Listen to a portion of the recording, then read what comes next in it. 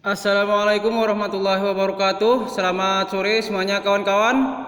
Bertemu kembali dengan video saya. Baiklah, untuk video kali ini saya akan mengajak rekan-rekan untuk membahas tentang penetapan NIP dengan menggunakan doku digital atau pemberkasan NIP dengan secara online ataupun secara digital yang telah dibahas oleh BKN seperti rapat sebelumnya. Baiklah, apa saja itu tahapnya? Yang pertama, mekanisme penetapan NIP CPNS. Yang pertama dari instansi, yaitu instansi itu akan menginput SAPK atau sistem aplikasi pelayanan kepegawaian. Baru setelah itu diserahkan kepada BKN untuk memproses data.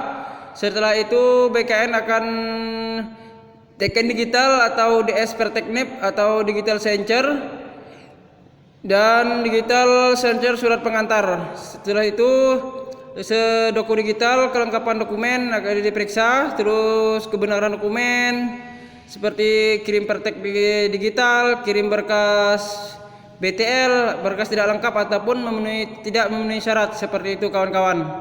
Ini mekanismenya setelah saya paparkan di sini. Untuk step yang pertama dimulai dari calon PNS ini seperti kita yang telah lulus SKD maupun SKB itu akan melengkapi keseluruhan jenis persyaratan pada proses pemberkasan untuk penetapan NIP kepada instansi pengusul. Instansi pengusul ini maksudnya di tempat instansi tempat kita melamar kawan-kawan. Nah, di sini berbeda apakah persyaratannya itu sesuai dengan instansi, permintaan instansi seperti itu. Terus yang step kedua, instansi pengusul maksudnya instansi yang tempat kita melamar itu menerima persyaratan dari kita, dari calon CPNS dan dokumentasikan ke dalam soft file dan memberi penamaan masing-masing dokumen berdasarkan jenis dokumen yang disyaratkan dan mengusulkan penetapan NIP melalui SAPK. SAPK itu sistem aplikasi pelayanan kepegawaian, seperti itu kawan-kawan. Terus step 3, instansi itu melakukan sinkronisasi data penetapan NIP dari SPK kepada SLAIS. Apa itu SLAIS? SLAIS itu adalah sistem elektronik pelayanan dan informasi satu pintu, seperti itu kawan-kawan. Terus untuk step yang keempat, masih di instansi pengusul, yaitu dia mengunggah kelengkapan dokumen yang telah kita kasihkan kepada BKD itu untuk diusulkan penetapan NIP pada tombol unggah. Nah, ini urusan instansi yang kita lamar, seperti itu kawan-kawan. Kita hanya menunggu hasilnya nanti seperti apa. Apakah dia BTL, berkas tidak lengkap, MS atau TMS. Step 5, instansi pengusul itu mengirim kepada BKN jika sudah melengkapi dokumen yang dipersyaratkan. Nah, setelah diperiksa oleh BKD, maka BKD itu akan mengusulkan kepada instansi pusat ataupun di BKN, seperti itu kawan-kawan. Yang step 6, usul dari penetapan NIP diterima oleh BKN pada aplikasi doku digital. Nah, ini yang dari instansi kita tadi telah BKN terima dan itu nanti akan diperiksa lagi oleh BKN, seperti kawan-kawan.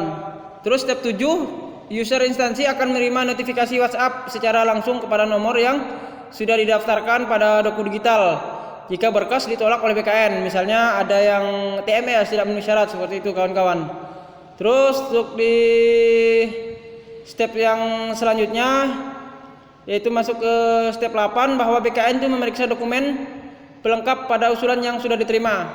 Nah, usulan yang telah diterima itu nanti akan diperiksa oleh BKN lagi. Misalnya BTL kalau dikembalikan itu kan, maka akan dikirim lagi kepada instansi pengusul dan diperiksa lagi oleh BKN, seperti itu kawan-kawan. Untuk step 9, instansi akan menerima notifikasi WhatsApp jika ada berkas yang dinyatakan BTL. Nah, seperti yang telah saya sebutkan, dan segera dilengkapi BTL tersebut, berkas tidak lengkap itu untuk segera dilengkapi.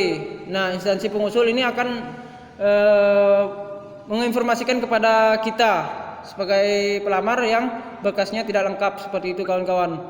Untuk step 10, berkas dan dokumen yang dinyatakan ACC oleh BKN itu selanjutnya dibuatkan pertek atau pertimbangan teknis penetapan NIP pada SAPK. SAPK sistem aplikasi pelayanan kepegawaian, seperti itu kawan-kawan.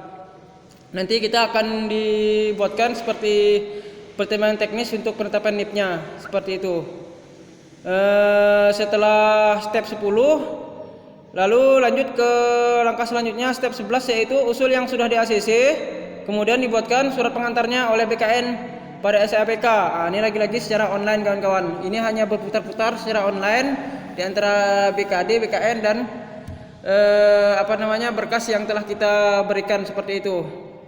Terus yang step 12, pertemuan teknis dan surat pengantar itu ditandatangani secara digital. Ditandatangani secara digital atau digital signature DS melalui token digital dan kemudian diunggah di aplikasi Doku Digital. Aplikasi Doku Digital ini maksudnya hanya yang tahu itu hanya BKN, seperti itu kawan-kawan. Doku Digital ini nanti setiap instansi akan diberitahu notifikasi manakah yang syarat-syarat yang tidak melengkapi berkas, maksudnya yang berkasnya tidak lengkap, TMS ataupun yang dinyatakan MS, seperti itu. Step 13, berarti instansi pengusul setelah menerima dari BKN tadi, dia dapat mengunduh surat pengantar dan perteknipnya yang sudah di DS melalui Doku Digital. Setelah itu baru diinfokan kepada pelamar apakah dia memenuhi syarat atau tidak. Terima kasih telah menonton video saya. Jangan lupa like dan subscribe, ya kan, share, komen. Nantikan video saya selanjutnya tentang seputar CPNS maupun pembahasan tentang dunia pertanian. Sampai jumpa dan semoga sukses.